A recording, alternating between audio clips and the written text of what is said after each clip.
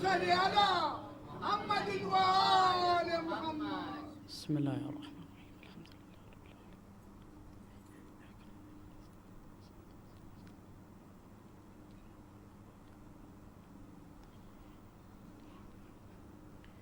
أعوذ بالله من الشيطان الرجيم. بسم الله الرحمن الرحيم وبه نستعين والحمد لله رب العالمين والصلاة والسلام على رسوله الكريم وهو رحمته للعالمين أبي القاسم المصطفى محمد.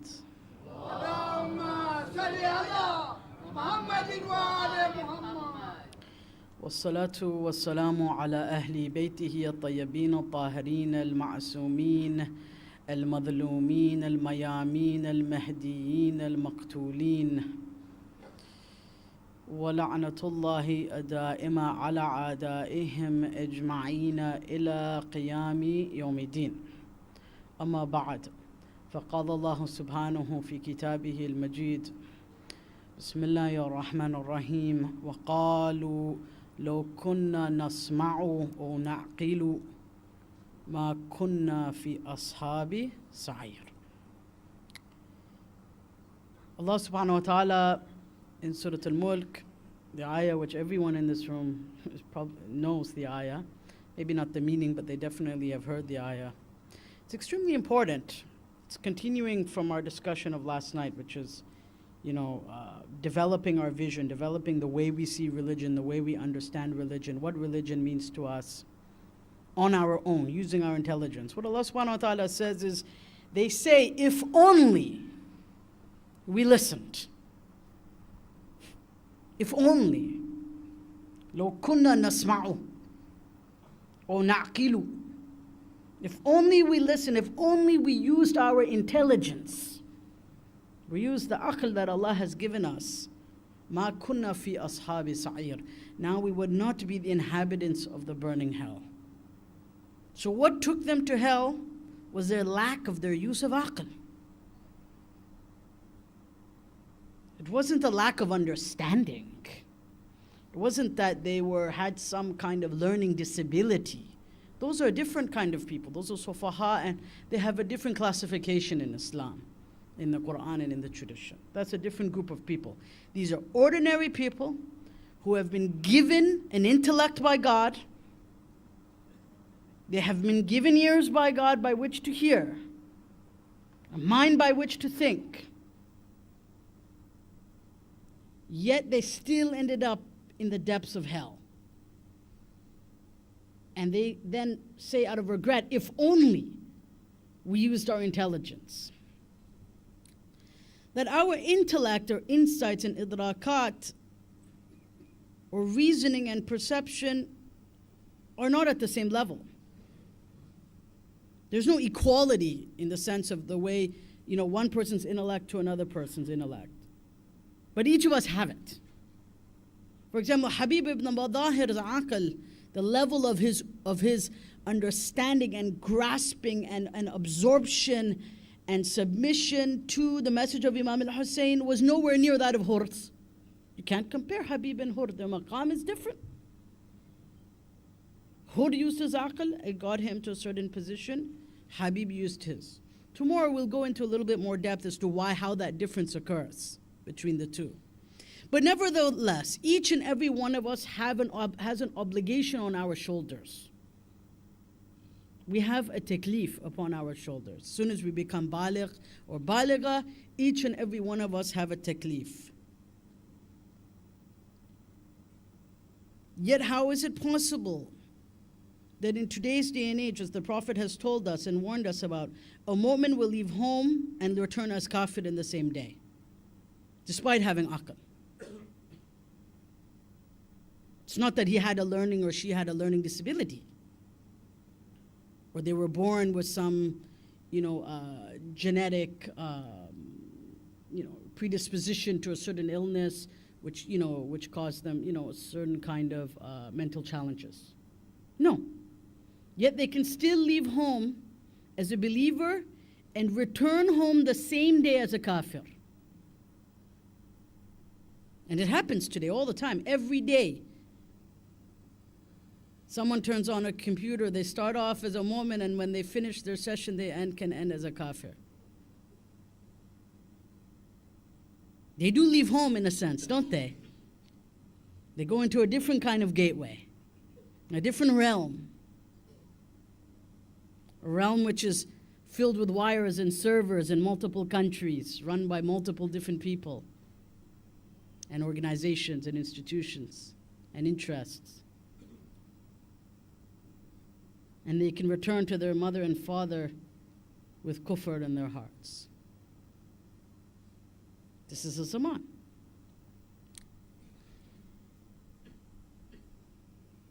But yet, they are not excused.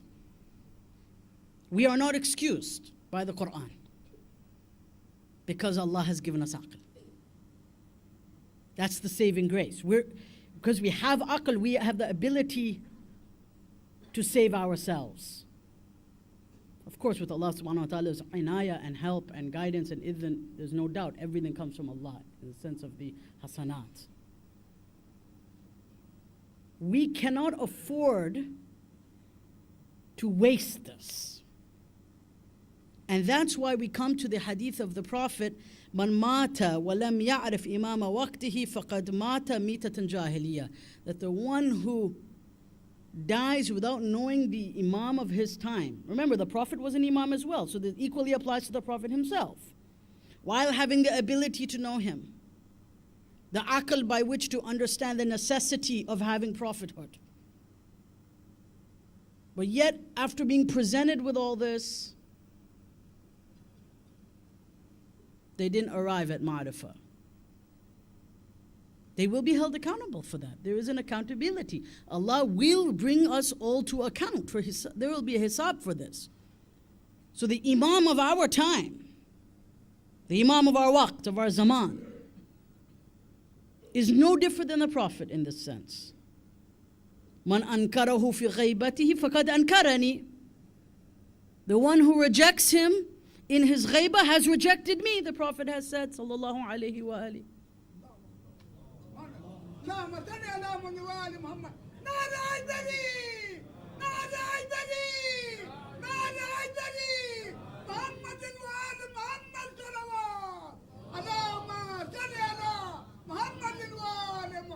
وَشَمَائِلُهُ شَمَائِلِ.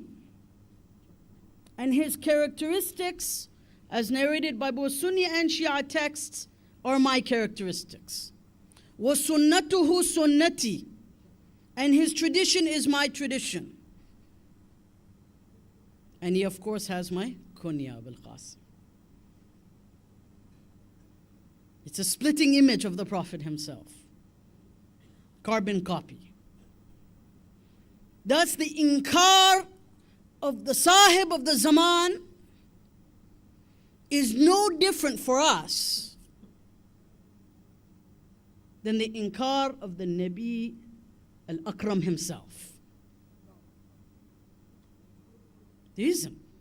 So now we have to ask, do we know our Imam? Do we have a relationship with him? Or not? What does it mean to know to begin with? Man arafa.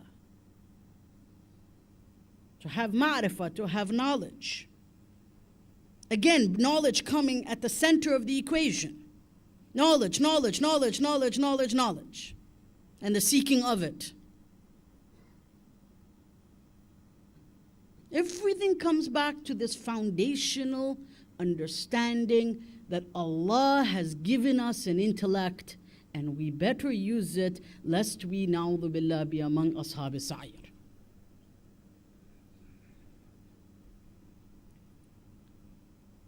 And all of this brings us back to our relationship with the Imam of our time. Sallu ala Muhammad wa ali Muhammad. Allahumma salli ala Muhammadin wa ali Muhammad. As an educator, so I'm not speaking in theory, I'm speaking in a practical sense as an educator of both high school, elementary, and university, someone who works with kids every day,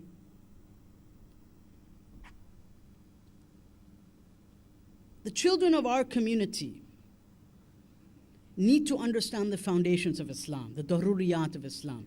What happens to us, this is my experience as an educator of many, many years. What happens to us is we end up mixing masala with other things and make a kitra of things. And we end up forcing our kids to do certain things that actually Aimma never asked us to do. And because we don't know really what the daruriyat and ghayru daruriyat are, what the necessary elements are, and what the elements that can change with the zaman and the makan. So we end up mixing it, and we end up sometimes forcing our kids to perform certain things which don't really affirm their usul, their foundation. What is that foundation?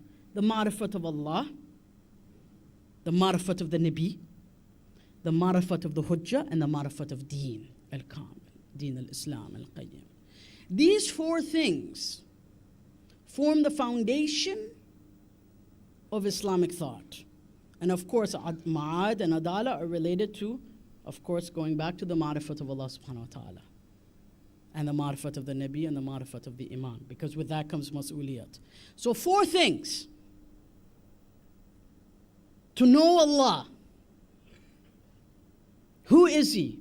Why has He created me? How has He created me? Can I prove that? Am I convinced by that?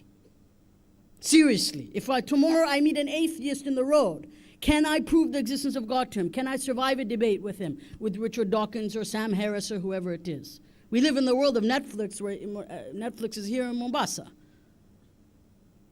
So it's not that, these issues and things and ideas are foreign now. Ma'rifat of Allah, awalan. Thaniyan, ma'rifatul Nabi. Why a prophet? What's the point? Why obey him? What's the difference between a prophet and a president of a country? In terms of, he's important in terms of their contribution to humanity. Does the United Nations determine, or the injunctions or resolutions passed in the UN determine my understanding of what I accept from the Prophet or what I reject? Because there are people today who say that we should understand the Sunnah of the Prophet through the lens of the UN Charter of Human Rights. I'm not rejecting human rights, but is our ma'rifat of the Nabi through someone else's telling us what to think of him, or through his own kalam? And secondly, why do we even have a prophet to begin? What's the point? Third, ma'rifatul hujjah. The ma'rifah of the Imam, of Allah subhanahu wa ta'ala's hujjah of the time. How is he connected to prophethood and to Allah subhanahu wa ta'ala? 4, ma'rifatul deen. What is deen? The deen belongs to Allah, and it encompasses the other 3. Al-deen Allah. Al-Din al-Qayyim. Lo karihal mushrikun. The strong deen. The path that is not crooked, the path that is firm. Now, everything has to return to these fundamentals. All our cultural practices, which are good, need to return to this.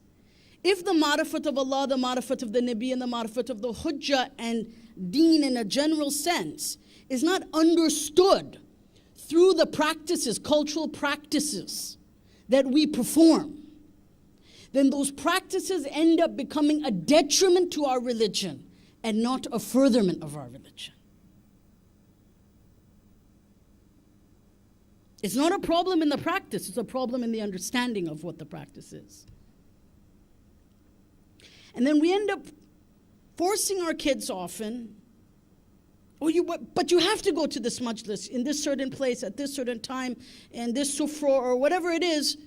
And I'm not putting these things down. There's nothing wrong with this. I'm from that community and we practice these things, and may Allah grant more tawfiq to people to perform these acts of devotion. But the truth is, many young people don't relate to these things. They don't relate to it because they don't know where is the ma'rifat of Allah. Where's the ma'rifat of the Nabi? Where's the ma'rifat of the Hujjah? That's what I want, Baba. I want that. I want the deen. Give me the deen. And it's because often our understanding of religion itself is not there. And then how do we deal with the tradition, the one who dies without knowing the Imam of his time dies a death of Jahiliyat? That's a heavy hadith. It's very heavy. It's thaqil jiddan. The implications of it are obviously connected to Surah Al-Mulk. If only we listened, if only we used our intellect, we would not be among the people of Sa'ir, Jannah, hell, fire. This ayah from Mulk, Surah Al-Mulk, is connected directly to the hadith of the Prophet.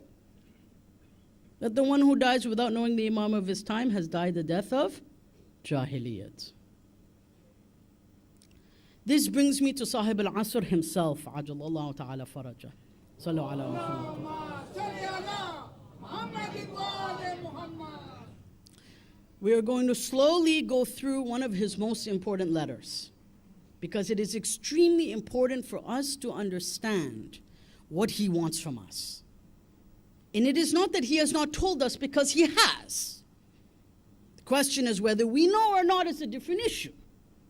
The Imam has explained to us what he expects from us in a very beautiful and authentic and long letter, which is found in the earliest sources of Islam, such as Kitab al-Ghaiba of Sheikh Tusi. Tusi narrates. Tusi was one of our scholars of the early days, okay? He's known as Sheikh Ta'ifa, the Sheikh, until today is known as the Sheikh of all the Shias, from the beginning to the end. Okay? Sheikh al-Ta'ifa, Ta'ifatul, meaning the Sheikh of the whole sect, the whole group, okay? Sheikh Ta'ifa, the founder of the Hawza of Najaf al-Ashraf. Tusi reports in his Ghaiba, his book Kitab al-Ghaiba on the 12th Imam, with his sanad from Tala Akbari going back to the first Safir himself, okay? Who was Abu Umar Uthman ibn Sa'id al-Umari. So the first Safir, the first representative of the Imam, narrates this to us. So we can trust the authenticity of this, because Tusi presents a complete isnad. It's musnad, okay? In case for those people who say, Sheikh is just maybe pulling something from here and there to rile us up. No, this is in Kitab al-Ghaiba, one of our most important sources of the early history of Islam. It's serious, it's a very important text. A group of Shia were confused about the existence of the Imam. They were debating with a man by the name of Ibn Abi Ghanim al-Kazwini. It would seem that they were now leaning towards the belief that Al-Hasan al-Askari had no son. And this whole idea of a child going into ghaiba is a fantasy.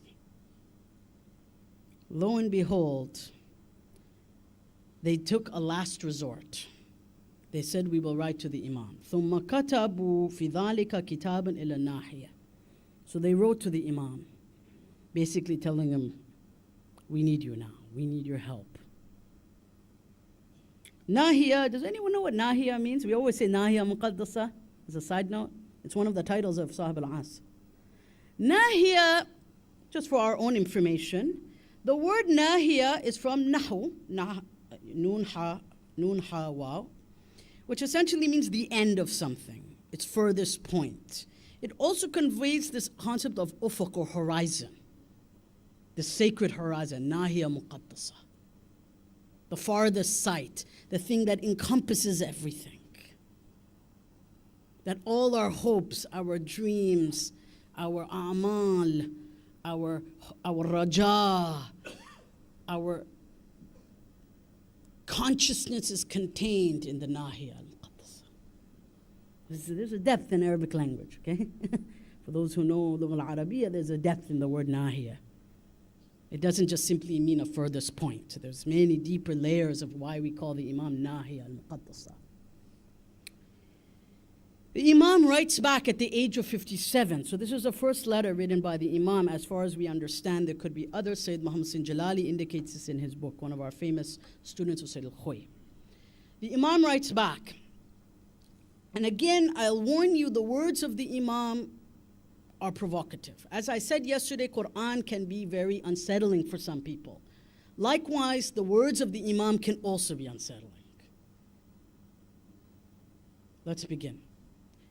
Bismillahir Rahmanir Rahim. He begins, it says that it arrived بِخَطِّهِ in his sacred handwriting, and he said, وَإِيَّاكُم مِّن ضَلَالٍ وَالْفِتَنِ وَوَهَبَ لَنَا وَلَكُمْ رُوحَ الْيَقِينِ. He says, I warn you, meaning Shia, us.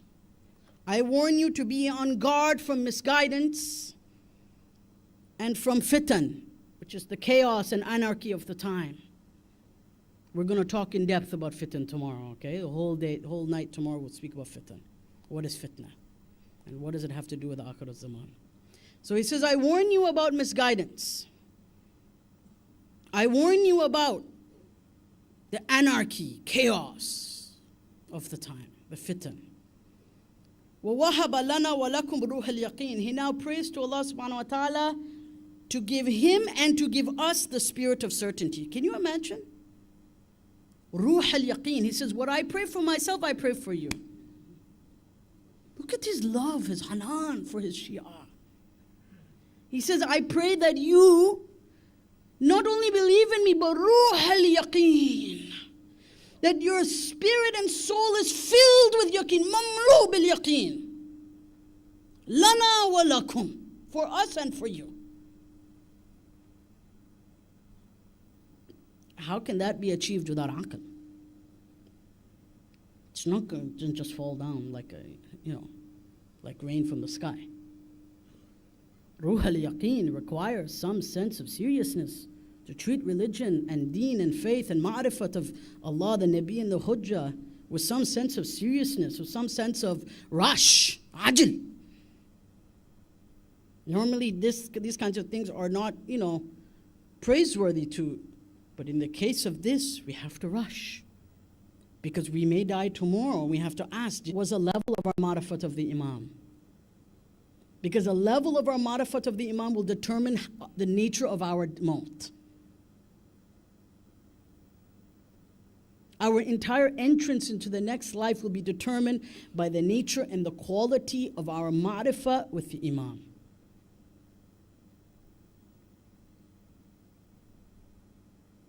So the Imam here is emphasizing this. But he's also teaching us something else, which is the first element, which is ma'rifatullah.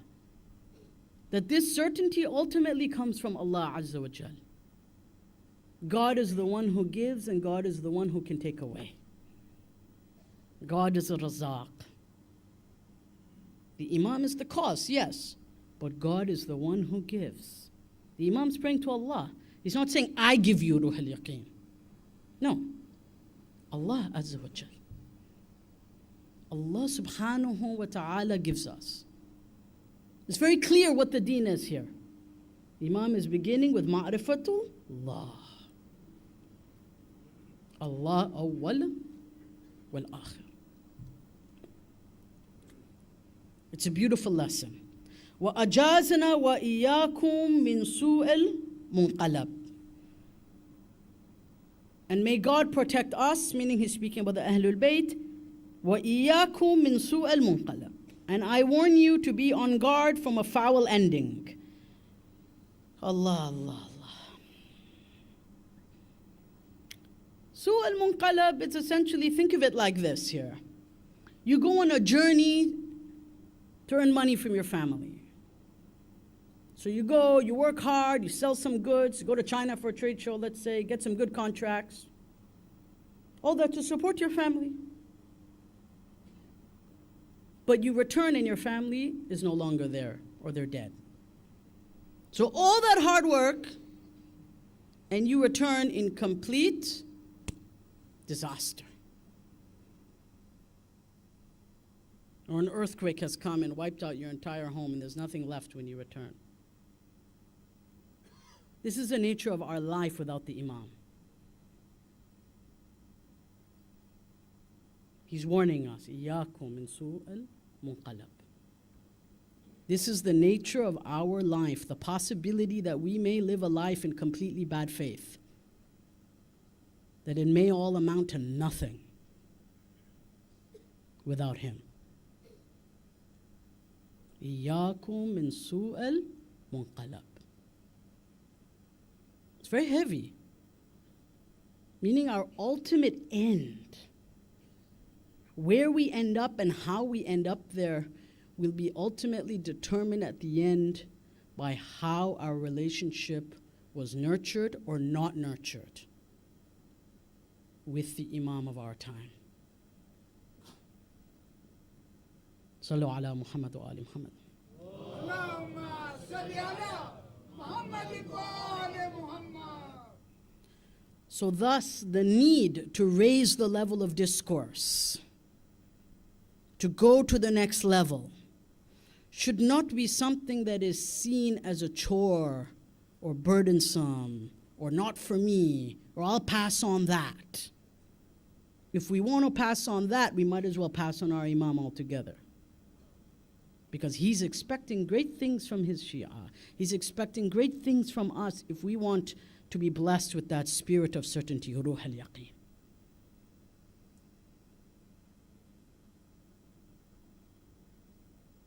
Then he says, okay, let's say you do end up, or we do end up in a bad state. وَغَمُّنَا ذَلِكَ لَكُمْ لَا لَنَا. For the distress we have is for you, not for us. Meaning we don't feel pity on ourselves because they don't feel pity on us because we have a problem with understanding them, or because we lack in our ability, in our desire to know them. That makes no iota of difference to them.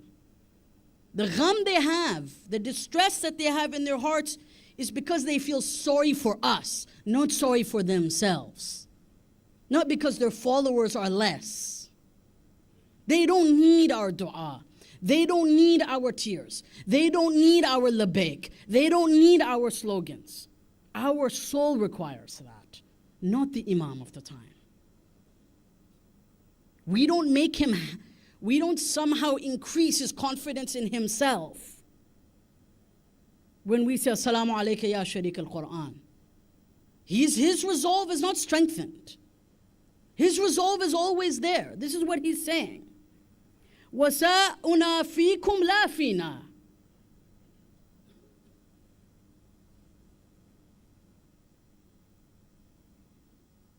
And his ill feelings are not towards himself, they're towards us. His ill feelings are not because, oh no, the Shia once again don't have yaqeen in me. No. His ill feelings are directed at us. Sa'ana. Fikum la fina. He's saying that we don't feel sorry for ourselves for a moment. Meaning that he's saying that my daraja, my ma'rifah, my confidence, my position is not changed by our commitments. It's our position and our ma'rifat and our souls that are changed by our own commitments to him. Are you under? This is an extremely important point that Sahib al-Asri wa Zaman is making here as a message and a risala to the Shia. Sallu ala Muhammad wa ali Muhammad.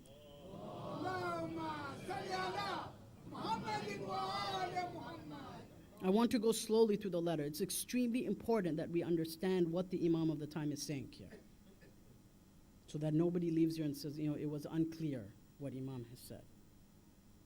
I strongly suggest for those later to go home and take notes. If we want to really know what Imam wants for us, if we actually care or we want to preserve it, maybe we should note down something. Not right now, but I believe it will be online.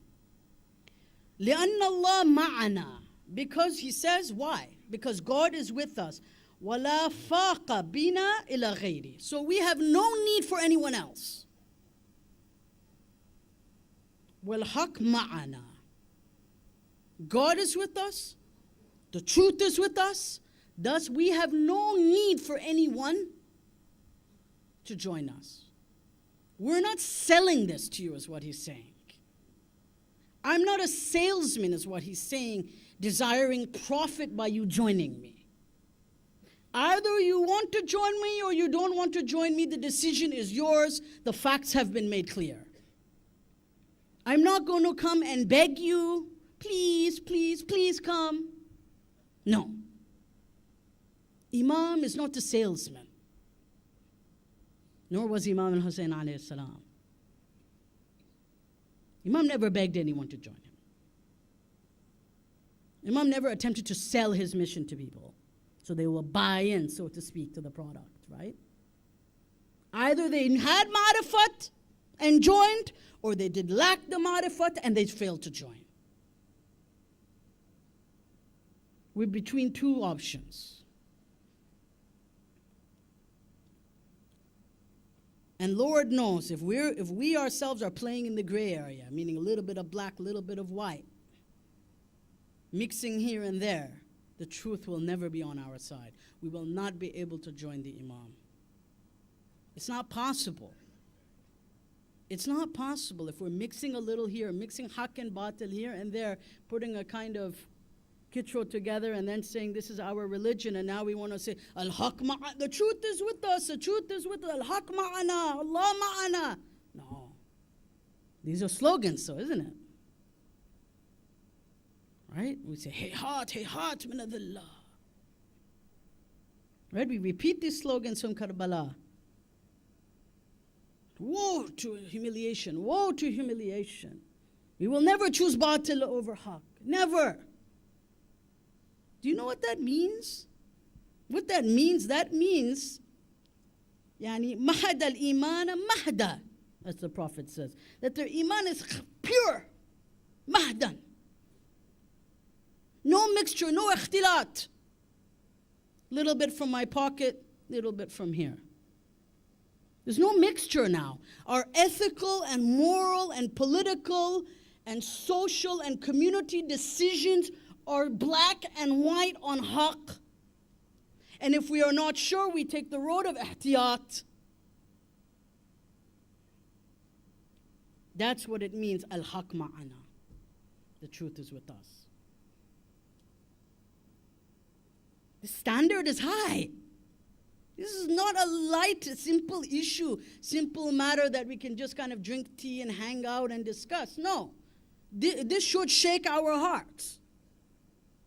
This should have some effect. And if it doesn't, then there's a sickness within us. There's a marad in our hearts. There's some problem with us. If the Imam's guidance and admonition, the Imam of the time to whom we owe our allegiance, the one who is Sahib al-Asri wa Zaman,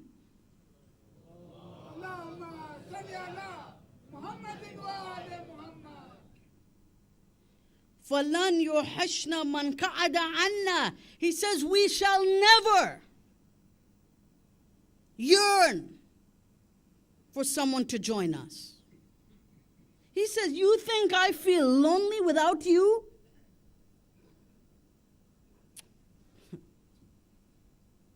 He's saying that is our jahalat. He says, I shall never be lonely. Never, len. Future participle, the negation of the future. Our slogans do nothing to bring him up. He doesn't need it. We need it. Not him. These are in his own words. فَنَحْنُ صَنَاعِئُ رَبِّنَا وَالْخَلْقِ بَعْدَ صَنَاعِئُنَا. For we are the choicest creation of Allah. And everything else that was fashioned and created by Allah came after us. So why would we need you, he's saying. Meaning insan, not you personally, insan. Me, you. He said Allah has already given us that preference before Adam was created. Now I need preference from insan? Complete ignorance, of course. Impossible. Mustahil.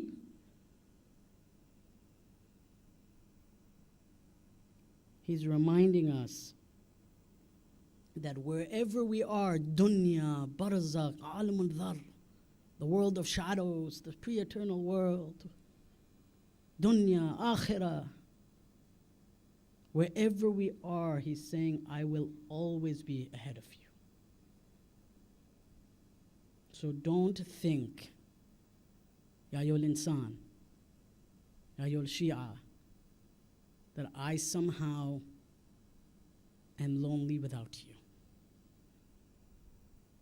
You are lonely without me. That's the difference. Hussein was not lonely even if nobody joined him. Was he? No. He wasn't, not for a moment. Not even the moment when they began to throw rocks onto his face was he lonely. Right? Ahjar, they began pelting him with stones when he laid there on the ground. Was he lonely? No. He said, Bismillah wa billah wa ala millati Rasulillah. Did he say, oh Abbas, come to my aid? No. He was gone already. So did he call upon his son? Ya Ali, ta'al. No. Why? Everyone called for Hussein, right? But who did Hussein call upon? Allah Azza wa Jal. This is the difference between us and them. And that difference has to be mafhoom and ma'roof and understood. There is no comparison between us and them. Abadan. It's not possible. Ashura tells us this. Imam al-Hujjah tells us this. Sallu ala Muhammad wa ali Muhammad.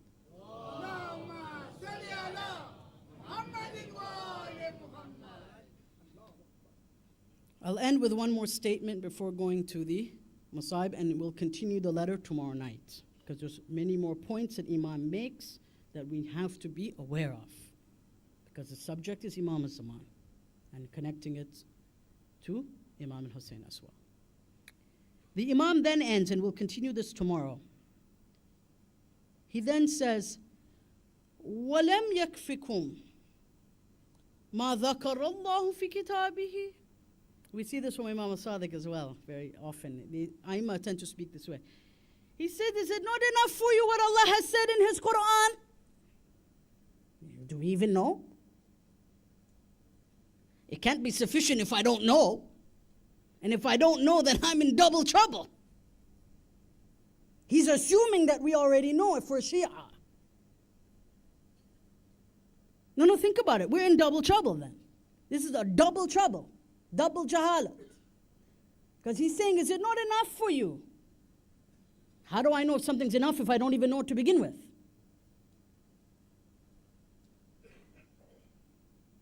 في كتابه حيث أمر بطاعة ولاة أمره. In his book and where he ordered obedience to those who possess his command. يا أيها الذين آمنوا أطيعوا الله وأطيعوا الرسول وأولي الأمر منكم. Yes, we know the verse, but do we know its context? Can we defend ourselves, for example, with someone who comes to us and says, show me and prove to me it relates to the Imams? Can we prove, or we just know the verse? Imam is assuming that we already understand these things. Not as a slogan. We have all heard it from the Manabir, no doubt. But do we understand its meaning? Are we able to prove the imamat of our Imam from multiple sources using this verse? This is what the Imam is asking us. Are we able to have ruh al-yaqeen from this verse? Because he says Quran should be sufficient then. Is it not enough for you? He says. Is it not enough for us? And then he continues to talk about the hadith. Tomorrow we will continue with that as well. Sallu ala Muhammad wa ali Muhammad.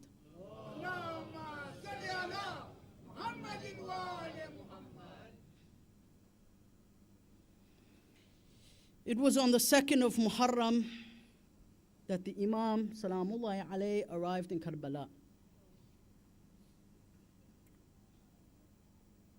The Imam gathered his family, his children, his Ansar and Ashab, and he says, Ya Allah, he announces to his family. He says, we are the progeny of the Prophet, of your Prophet, Ya Allah. We have been expelled and estranged from our grandfather's sanctuary, Makkah. Imagine this. Ahlul Bayt have been expelled from their home, from what belongs to them. It's not like they were guests. They've been expelled from their own home. A tyrant has come into their home and said this is no, for them to leave. They find themselves strangers in a vast desert, Ya Aba Abdullah. He says, Banu Umayyah has oppressed us. The Imam is protesting to Allah subhanahu wa ta'ala. He says, Oh Allah, seek revenge on our behalf. The Imam now recites a dua. Wallah, it is heartbreaking. But before this, ثُمَّ نَظَرَ إِلَيْهِمْ فَبَكَ سَاعَةً. Imam looked at his family and he began to cry. Imagine that scene. نَظَرَ إِلَيْهِمْ فَبَكَ سَاعَةً. And he cried. He's looking at Zainab, Kulthum, Sakina, and he begins to cry. If Imam cries, inshallah, we will cry. Hussein looks at them with tears in his eyes, and he says, Allahumma qad ukhrijna wa turidna wa uz'ijna an harami jaddina. He says, Oh Allah, we have been removed, we have been thrown out, we have been banished from the sanctuary of our grandfather. Imagine the buka of Imam al-Hussein as he's raising his hands to the sama, to the heavens.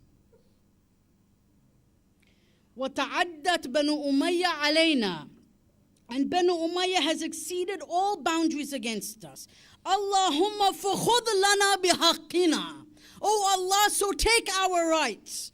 وَانصُرْنَا عَلَى الْقَوْمِ الظَّالِمِينَ. And help us and assist us against the oppressors. This was the buka of Imam al-Hussein alayhi salam. The Imam then says, the people are the slaves of this world, and they lick their tongues. He turns to his ashab and he says, is this Karbala? Yabna Rasulillah. Naam. This is Karbala. The Imam now says, Ha huna munakhu rikabina. That this is where we shall lay to rest. This is where our caravan shall settle. This is where our men shall be killed. This is where our blood shall be spilt. فَجَلَسَ al-Hussein. Hussein now sits and he's sharpening his sword. He says, Oh time, woe to you from a friend. What do you have to offer between sunrise and sunset? The Imam answers his own question. Zainab alayhi salam hears the Imam, meaning that this is the time has come for us to die. The Imam surrenders his cause to Allah subhanahu wa ta'ala. The women around him can hear. فَبَكَى نِسْوَ وَلَتَمْنَا الْخُدُودِ. The women begin to cry and they begin to slap their cheeks. They say, Wa Muhammada! Wa Aliya!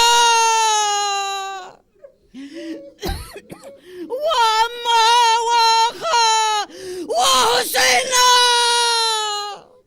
Wa Di'ata ba'dak ya Aba Abdullah! We are lost after you, Ya Aba Abdullah! Imagine the heart of Hussein alayhi salam. He says, Ya ukhta ta'azzibi azza illah. Ya my sisters, take solace and grief with Allah Azza wa Jal. Ya Kulthum, Ya Fatima, Ya Rawab. When I am killed, do not tear your outer garments. Do not scratch your faces. Of course, this is not an amr, this is just a guidance. Do not utter any unjust words against me. In another report, when Zainab heard these lines, she ran out from her tent, Her abaya was dragging in the sand. She said, Layt al-maut, addamani al-hayat. She says, if only my death has been taken, if only life has been taken the day my mother Fatima died, the day my Abi Ali died, the day my Akhi al-Hassan died. فَنَظَرَ إِلَيْهَا الْحُسَيْنِ. Hussein looks at her and says, Ya ukhta, oh my sister, do not allow shaitan to take your forbearance away. She says, Bi abi wa ummi, oh my brother, shall I be killed for you? Satuqtalu nafsi laka al-fida. Shall I be killed instead of you? Hussein's eyes filled with tears, and he said, ذَلِكَ أَكْرَهَ لِقَلْبِي. He said that this tears my heart. At this point, brother and sister are hugging. Imagine that moment where brother and sister are hugging on the plains of Karbala. Brother is crying, sister is crying. Both of them know what the final end will be. ألا لعنة الله عليكم الظالمين وسيعلم الذين ظلموا أي منقلب ينقلبون. مات حسين.